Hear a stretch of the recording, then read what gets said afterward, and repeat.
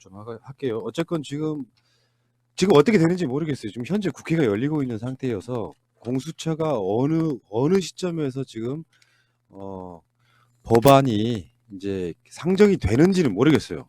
정확하게 지금 이 시점에서는 모르겠는데 썰은 두 가지가 있는 거죠. 일단 민생 법안들을 싹 처리하고 사실상 마지막쯤에 공수처가 설치될지 아니면 지금 원래 예상됐던 대로 30일 날 공수처가 설치가 될지는 잘 모르겠어요. 좀 아는 분들 좀 알려주시기 바라고요.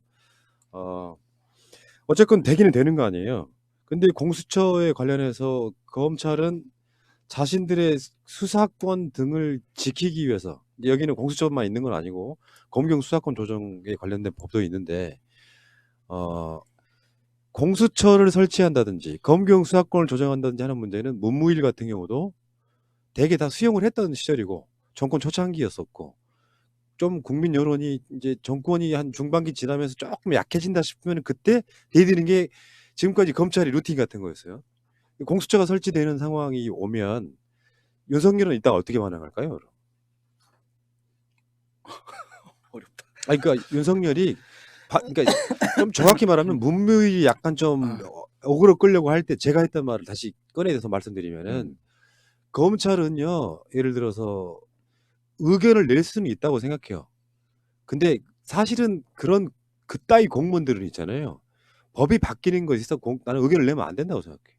입법기관에서 입법을 할 때 막 말도 안 되게 무시해서 내는 게 아니잖아요. 다 감안해서 내는 건데 거기에 우리에 관련된 법, 특히나 어떤 기득권 또는 개혁을 하기 위한 법인데 검찰이 이야기를 다 듣고 법을 만들어요? 난 그게 말이 안 된다고 생각하거든. 그러니까 문무일도 그 당시에 마지막에 임기 막 끝나가는 무렵에 외국에 갔다 오면서 뭐 검경 수사권 조정에 있어서 이게 불만이다라고 딱 말을 내는 순간 네가 뭔데? 그러니까 원칙적으로는 이제 그 관련된 부처의 이야기를 들어주는 건 어떤 그 뭐랄까 관례 같은 거지. 원칙적으로는 입법기관에서 뭔가 개혁을 하려고 할 때는 그쪽 입장을 듣는 건 사실 아니라고 생각하거든요. 그러니까 제가 먼저 네. 얘기하면요. 이제 주요한 법안 통과가 세 가지가 돼야 되거든요. 하나가 공수처 설치. 이 공수처 설치는 왜 큰 의미가 있냐면 기소권을 드디어 분점하는 기관이 생긴다는 겁니다. 근데 그 기소권은 모든 고위공직자에 대해서 갖는 게 아니고 검사, 판사, 경찰관에 대해서만 공수처가 기소권을 갖고요. 나머지 고위공직자에 대해서는 공수처가 수사를 한 후에 나중에 기소 여부는 검찰에 넘기는 그런 고위직 방식을 경찰. 네. 네. 그러니까 경무관 이상. 네네. 그다음에 두 번째는 검경 수사권 조정이 이제 통과돼야 되는데 검경 수사권 조정은 수사 지휘권 그리고 수사 종결권, 수사 개시권에 관련된 사항을 규정하는 법입니다. 그 이후에 또 뭐가 통과되냐면 형사소송법이 개정돼야 됩니다. 네. 그러니까 형사소송법 개정을 통해서 검찰의 현재 기소에 관련된 그다음에 수사에 관련된 내용을 정리해야 되는데 영장 청구에 관련된 건 헌법 사항이에요. 그래서 그 헌법 사항이기 때문에 개헌하지 않으면 영장 청구를 공수처는 할 수 없습니다. 그래서 검찰이 영장 청구에 관련된 권한은 갖지만 그래서 이제 시간을 정한 게 공수처는 30일쯤에 그다음에 그 다음 임시국회에서 검경 수사권 조정 그리고 그 다음에 형소법에 관련돼서 개정하는 쪽으로 민주당이 지금 로드맵을 잡은 것 같습니다. 그러니까 지금 계획은 그게 형소법은 통과됐대요. 네, 그래요? 보수 미리 법안들. 통과했어요? 그러니까 가장 큰 문제는 4+1의 합의체가 이미 공수법을 합의했다는 거예요. 문제는.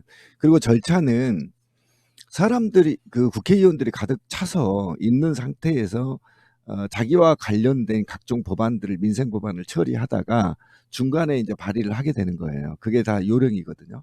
그러니까 아까 예상대로 황 작가가 얘기한 대로 30일 정도 예상이 되고 30일까지는 그동안에 계속 지금 민생 법안을 처리하겠다는 겁니다. 그럼 30일 날 또 필리버스터가 시작돼요. 그럼 3일이 걸리니까 그 주에 다음 주 한 수목이나 오늘과 같은 상황이 다시 일어나는 거죠. 반복되는 거죠. 네, 그런 상황이라고 보시면 되고 어차피 문제는 뭐냐면 4+1이 합의를 끝냈다는 거예요. 예를 들면 구체적으로 제가 뭐 말씀드리지 않겠지만 기소심의위원회 같은 경우는 이미 안 하기로 합의가 돼버렸고 그죠? 그 다음에 막판에 지금 쟁점이 남아있는 것이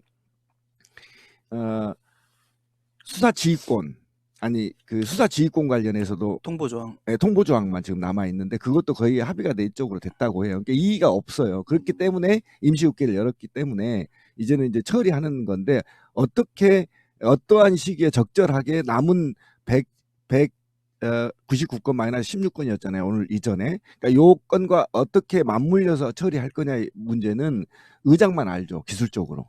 자, 주승용 부의장이 공수처법 반대한다고 하는 거 보면은 뭐 전 방송에서 이야기를 제가 드렸었는데요. 네.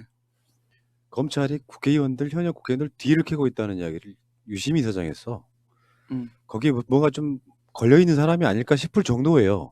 네. 뜬금없이 4+1에 속해 있는 국회 부의장이 나 공수처법 반대세 이렇게 얘기하고 있는 참 이 뜬금없는 어떤 상황들. 그렇다고 뭐 대세를 거스르기는 힘들겠지만 우리가 말씀드린 것처럼요.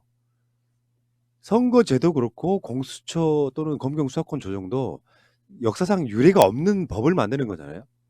그러면 일단 세우는 게 중요해. 만약에 민주당한테 한 200석 있다 그러면 국회 선진화법 통해 가지고 이미 패스트트랙에 올려놓고 상의할 거 타협할 거 말 것도 없이 그냥 통과시키면 되지. 우리는 20대 국회에 자유한국당보다 한 석 많은 의석을 민주당한테 줬거든요. 국민이. 그러다 그 4년 동안 막 여러 가지로 변하고 보궐선거가 있고 당들이 쪼개지고 깨지면서 지금 그나마 과반 의석은 좀 확보하고 있는 상태에서 진짜 어렵게 통과시키고 있거든요. 지금 방송을 보거나 들으시는 분들 중에 이인영 원내대표 엄청 욕하신 분들 얼마나 힘들었겠어요. 나 그 지점에 대해서 나 박수 쳐주고 싶어. 진짜로.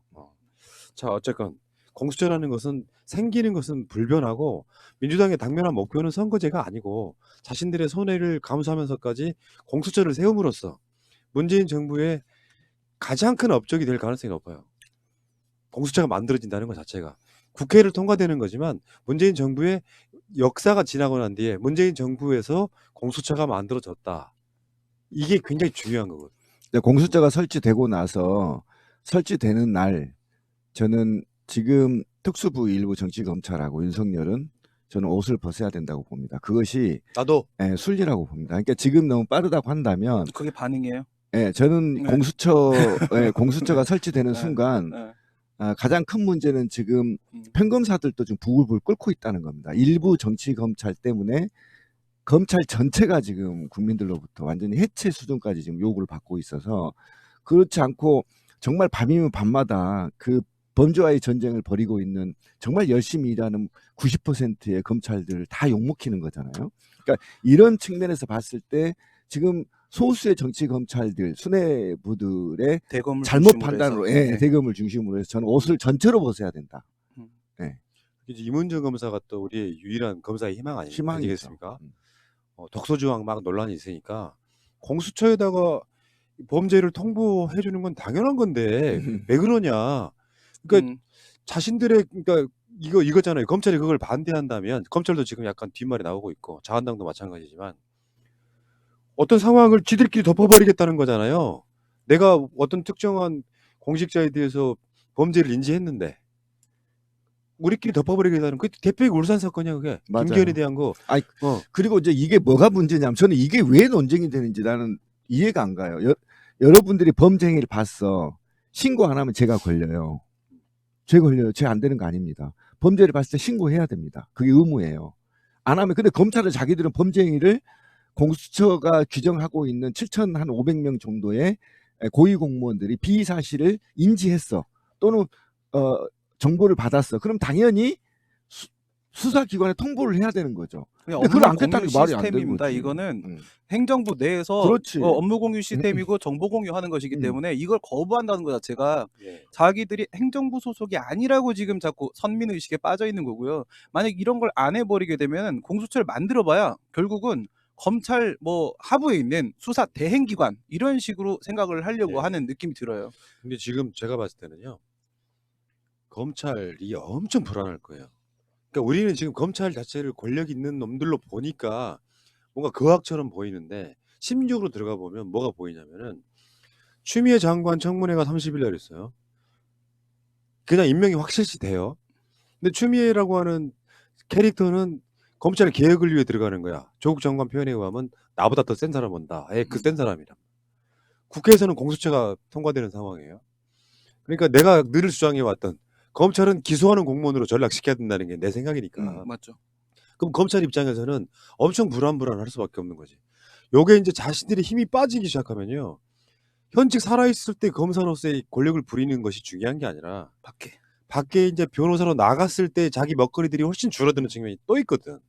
이 과정들 속에 검찰이 지금 사실상 우리가 느끼는 사찰당할까봐 느끼는 불안감보다 100배 정도는 더 자리 위협을 느끼는 거죠. 그러니까 미친 듯이 국회를 가가지고 로비하고 법이 통과되기 직전까지도 그날을 칠 거라는 거예요. 그러니까 어쨌건 공수처가 딱 하나 무슨 거대한 탑처럼 세워져야 됩니다. 논리가 엄청 어. 꼬이고 있습니다. 이거 통보를 만약에 인정을 하면은 그 부패 대응 역량이 떨어진다 이런 식으로 말을 하는데 역량이 떨어질 게 없고요. 이런 식으로 얘기를 할 거면 오히려 예전에 우리 공수처법 처음 나왔을 때 법안 처음 나왔을 때 그 슈퍼 공수처 그 슈퍼 공수처를 만들어 달라고 지금 검찰이 말해야 돼요. 대응 역량이 떨어진다고 걱정이 된다면 지금 본인 논리들이 지금 계속 꼬이고 있는데 윤석열 씨도 자기가 계속 헌법주의자 그러는데 제가 봤을 때 헌법의 문제 아무것도 모르는 것 같아요. 네, 공부 좀 했으면 좋겠고 대노했다라는 부분에서 제가 대노했는데 그 대노했다라는 부분이 저는 뭐 등치 큰 노비 얘기하는 줄 알았어요. 뭐 하는 건지 난 내가 대노, 네가 뭔데 국회에서 입법기관이 입법재량 행사 부분에 대해서 대노를 하냐. 예, 전 윤석열의 대응은 욕이다. 대노다. 공무원한테 대노라고 얘기하면 안 되죠. 공무원은 지금 국민의 뭔데? 머슴이기 때문에. 그렇죠. 근데 정치 공무원은 그렇게 할 수 있습니다. 근데 늘공은 그러면 싸가지 없는 새끼죠. 그거는 아니 국민을 위해 봉사하겠다는 새끼가 대노라는 말은 그렇게 안 또 안 신비 쓰죠. 사찰 당해 이거는. 그러니까 그 대노라는 표현에서 마치 본인이 옛날 전제군주 시대의 그렇죠. 왕 같은 느낌을 주는, 그리고 그 밑에 있는 사람들은 그 위에 1인자가 대노하면 쩔쩔매고서 그 사람의 명령을 받아야 되는 그런, 그러니까 검사 동일체 원칙 하에 있는 검찰의 모습은 그렇다는 얘기죠. 근데 아까 권 PD님 말씀처럼 검찰은 지금 기소 독점과 기소 편의를 통해서 정관 비리를 할 수 있는 안전한 길을 확보하고 있거든요. 그리고 그럼 이제 먹거리. 그렇죠. 그러니까 그게 먹거리와 관련돼 먹거리죠. 있는 거죠. 근데 그 먹거리가 확보되지 않으면 이제 검찰로 우수한 인재들이 오지 않을 것이다. 왜냐하면 검사로 온갖 권위를 다 부리다가 끝나고 나면 돈을 너희들은 1년에 2년에 뭐 수십억 벌 수 있어라는 통로가 됐었는데, 그게 막히는 구조에선 이제 검찰에 인재가 안 올 거라는 두려움이 있을 겁니다. 스스로. 할 사람 많습니다. 이문정 검사의 이야기를 한번 제가 읽어드릴게요. 그 이야기를 하기 전에 대검이 이제 공수처 설치 등에 아까 그 통보하는 거 있잖아요. 거기에 대한 말을 어떻게 하냐면, 공수처는 고위공직자 등의 주요 사안에 대한 수사를 하는 단일한 반부패 기구다. 전국 단위 검경의 고위공직자 수사 컨트롤 타워나 상급 기관이 아님에도 검경의 수사 착수 단계부터 그 내용을 통보받는 것은 정부 조직 체계의 원리에 반한다라고 좀 제가 계속 주장한 게 그러니까 말로 이런 식으로 이제 그걸 못 만들게 하려고 하고 있는 입장인데, 이문정 부장검사가 한 말이에요. BBK를 덮은 것도 검찰이고, 열심히 수사에 홀연 기소한 것도 검찰이고, 김학의 사건을 거듭 덮은 것도 검찰이고, 떠밀려 홀연 기소한 것도 검찰이다. 김학의 사건처럼 당초 무혐의 처분했던 BBK 수사처럼 검찰이 봐주기 수사 후 수사 종결할까봐 고위공직자 수사를 하기 위해 당연히 만들어야 할 조항이다. 독소 조항이라고 흥분하는 검찰의 몰골은 조직 이기주의의 발로에 불과하다. 그러니까 당연한 거죠.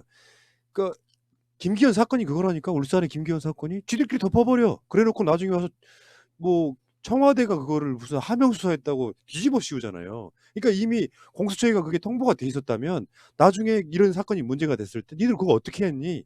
라고 물어볼 수도 있는 것이고요. 자신들이 수사 대상이 될 수도 있기 때문에 굉장히 신중할 수밖에 없는 검찰권의 남용의 가장 좋은 장치인데, 요거를 자신들이 권력을 잃을까봐 안 돼. 통보받는 건 안 돼. 그리고 그러면 이제 공수처가 어마어마한 권력기관화 되는 것이냐? 거짓 여론선동을 하고 있다, 이런 거죠. 근데 그게 이 법이 또 저는 반드시 돼야 되는 게 뭐냐면, 공수처 내의 검사는 검찰의 수사를 받게 돼 있어요. 네. 상호 균형과 견제가 돼 있단 말이에요. 그러니까 이게 아무것도 아닌데 애들이 그냥 어차피 공수처하고 만약에 검찰하고 싸우게 된다면 서로 비리 싸우게 되는 구조를 만들어 놨거든요. 그러니까 견제하게끔 만들어 놨기 때문에 이거에 대해서 그렇게 염려 안 해도 되거든요, 검찰이. 그런데 마치 자기들이 아까 황 작가가 얘기한 게 저는 100% 맞다고 봅니다. 왜 그러냐면 돈의 문제예요. 돈의 문제여서 아싸리 까놓고 저는 검찰의 기소만, 아까 우리 권 PD가 얘기한 대로 기소권만 주고 기소검사로 주고요. 월급 좀 올려주고 그 얘기 있었죠. 월급 주고 니네 기소만 하고 수사는 검찰이 하고 나눠야 된다고 생각해요. 더 이상 이제는 우리도 선제경영으로 가야죠. 언제나 검찰 독재국가로 남아있을 거냐고. 제가 이제 대통령이 되면 음. 하려고 했던 플랜을 알려드리면 아, 검찰은 정말로 기소만 하면 공무원이 돼야 되고요. 네. 수사 자체를 경찰이 하는 게 맞다고 생각해요. 맞아요. 그리고 그러니까 지금 현재 경찰을 상당히 많은 변호사들이 들어가서 근무하게끔 특채도 해야 되고. 지금은 그렇게 하고 예, 있죠. 그러니까 시스템이. 그 과정으로 지금 바뀌어야 되는 그 과정인 거예요. 그러니까 대한민국의 검찰이요 전 세계에서 가장 권력이 막강합니다. 모든 권한을 다 갖고 있어. 그러니까 각 나라 국가의 검찰들 뭐 권능 해가지고 막 세분화돼 있는 거 있잖아. 수사 종결권, 수사권, 기소권 막 수도 없이 많은 것들이 있잖아요. 그 중에 모든 동그라미가 쳐져 있는 건 대한민국 검찰밖에 없어. 맞아요. 그러니까 기소만 하는 검찰이 굉장히 많은 분들이 웃고 계시는데 주민센터에 계시는 공무원들이 하는 자기들의 역할이 있잖아요. 검찰청의 검사는 기소만 해. 그래서 기소만 해가지고 자신들이 그 법원에 가가지고 수사에 올라온 그 자료들을 갖고 자신들이 범인이라든지 피고인 등에 대한 재판에만 나서주면 되는 그런 역할을 해야 된다고. 네. 뒷조사할 권한 없이. 그러니까 원래 검찰의 목적이 그러니까 경찰이 수사를 하고 경찰이 인권을 침해한 부분에 대해서만 검찰이 관여를 해야 되거든요. 원래 검찰의 목적은 그렇게 원래 다른 만들어졌죠. 나라들은 네. 국민의 인권을 수호해 주는 거거든요. 그러니까 수사기관이 인권을 침해했을 때 야 너 그거 잘못되고 있어라고 해서 기소를 할 때 원래 국민 편에서 해야 되거든요. 그런데 이게 도대체 우리나라 검사는 화성에서 온 것도 아니야. 어디서 왔는지 몰라. 이런 유례가 없어. 독재 국가와 일제 시대 때 일제 시대 때와 독재에 연결되면서 독특한 검찰 문화가 형성돼서 독점권을 다 가지하고 있었고 수사기관이 수사하는 행위도 야 그만해 새끼하고 일 가져와 뺏어가 버리고 이런 개 같은 일이 상상을 할 수 없는 검찰로 완전히 이무기가 돼버린 거죠 검찰이. 지금 그 추미애 장관 이제 청문회가 코앞에 다가왔거든요. 음흠. 근데 조국 장관 때랑 너무 다르지 않아요? 막 뒷조사 해가지고 막 언론에 엄청 퍼뜨리고 여기 없잖아. 그러니까 다른 걸 떠나가지고 조국 장관식으로 털었다면 추미애 장관이 털릴 게 없어서라기보다는 굉장히 정치적이라는 게 눈에 보이는 거 아니에요? 간단히 말해서 그러니까 비 오는 날 개 패듯이 때리는 대상이 하나 있고 하나는 겁먹고 쫄아가지고 내가 이런 식으로 플레이했다가 내가 역군 맞겠다 싶어가지고 못하는 이 상황 보니까 또 더 열받는 거야 이게. 그렇지.